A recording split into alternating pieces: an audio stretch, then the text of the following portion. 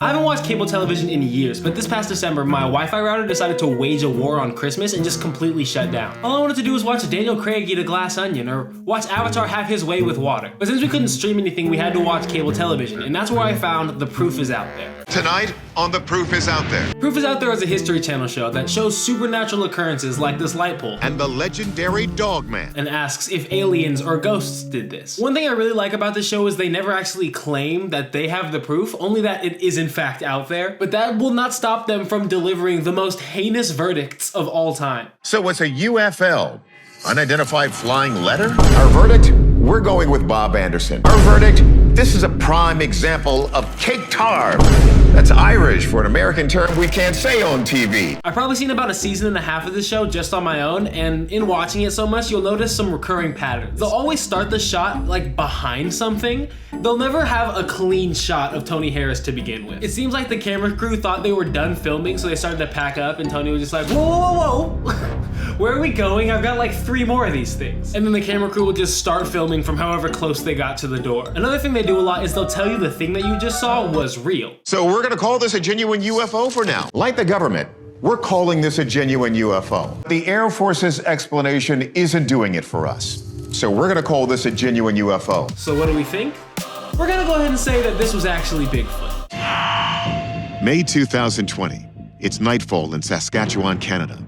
In the pitch black darkness, there's something amiss in the yard across from this driveway. The heck is that? Let's push in and slow this down. Something's hiding behind that rock. It honestly kind of looks like a fox or something. Or like some type of little animal, some type of little guy. I should be an analyst.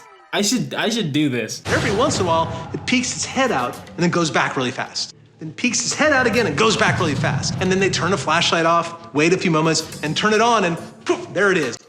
All right, thanks, guy. This guy's indispensable. Shadow, if nothing else, shows you that this thing really is there. I have no idea what qualifies Cliff or half of these guys to speak on television. They always have these nebulous titles like field researcher. And what? What does that mean? What are you researching? What is your field? Is this your field? Numerous comments on the internet suggest the figure might be evidence of the small creatures known as the Managishi in Native American lore. Legend has it they are hairy, 6-fingered goblins. I need to give myself a minute. Oh, God. I love these little guys so much. I love these comments. Amazing sighting. What is that? It's the Managishi. They are goblins with 6 fingers, goblins, and no nose. They are mischievous. They are out to get you. You want to keep your distance. Okay, Cliff. I don't trust Cliff. I feel like Cliff will say whatever he needs to stay on camera. But I guess I have to defer to these guys because I haven't actually done any research out in the field. Another one of my favorite parts of this show is the weatherman board he has. Kind of like your teacher from middle school or Kenny the Jet Smith. He'll use it to highlight different things that he finds interesting about the videos, and it never fails to be the funniest part of the episode. okay, like look at this one. But I'll tell you this, though. When I froze on this frame, I thought I saw what looked like a stick for manipulating a puppet.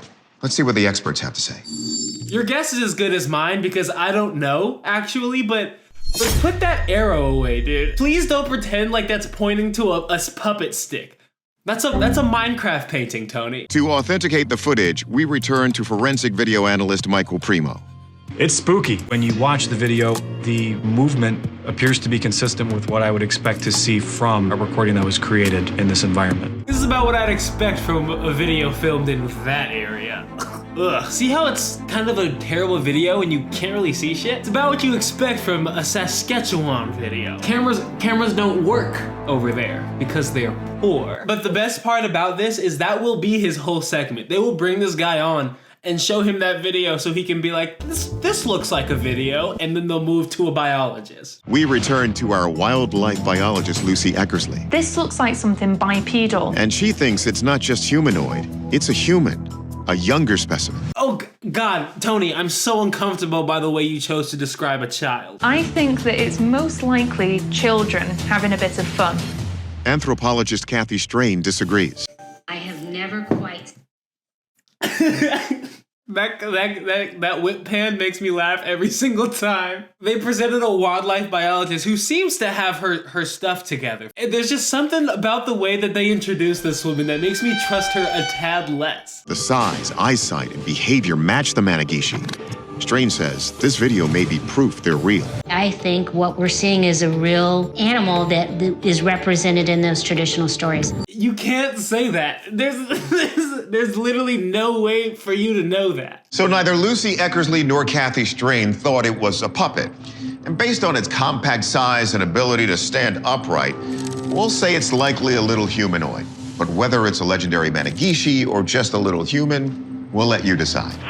And they don't see a problem with delivering the verdict little humanoid. Tony Harris will look you in the eyes and say, oh, this is a little humanoid, and expect you to have no more questions. I love how he commented on how no one agreed with his puppet theory at the beginning. Like, he sounded just a little bit hurt. So neither Lucy Eckersley nor Kathy Strain thought it was a puppet. So neither of them thought it was a puppet, and that's honestly fine. It's their loss, and we'll see who's laughing in the end.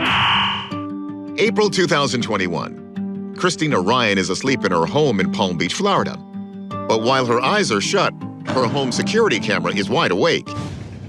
The video, just 4 seconds long, shows an animal running across the front yard in the dead of night. My immediate thought is it's a raptor or some type of a dinosaur, the way that it's running, and just the entire shape and just the entire... Christina, no! I understand if after you exhausted all your other options, and when faced with the overwhelming evidence of a dinosaur, you finally had to concede it was a raptor. But God, Christina, that can't be your first thought. It just can't be. Field researcher Ken Gerhardt agrees. Jesus Christ. They throw around the term field researcher like it gives diplomatic immunity. Oh, you don't think this is a dinosaur? Oh, I didn't know you did field research. Interesting. What's your field? Oh, outside. Respectable. So we brought in our resident zoologist, Roxy Furman, who reminds us where this happened and why that may be a clue. Can we just have a moment of silence for Roxy? Because I don't think that this is where she expected to end up. You gotta wonder if there's a moment where the novelty of being on TV wears off and now is just these PhD educated people being like, God damn it. It's friggin' Tony Harris again. He thought he saw another puppet and he wants me to take a look. Our verdict. This is just a dog on the loose, not a runaway raptor. But again, thanks to Florida's laid-back exotic pet regulations, gigantic lizards have gotten free in the Sunshine State. The abrupt cut after the verdict is also just so unbelievably fun.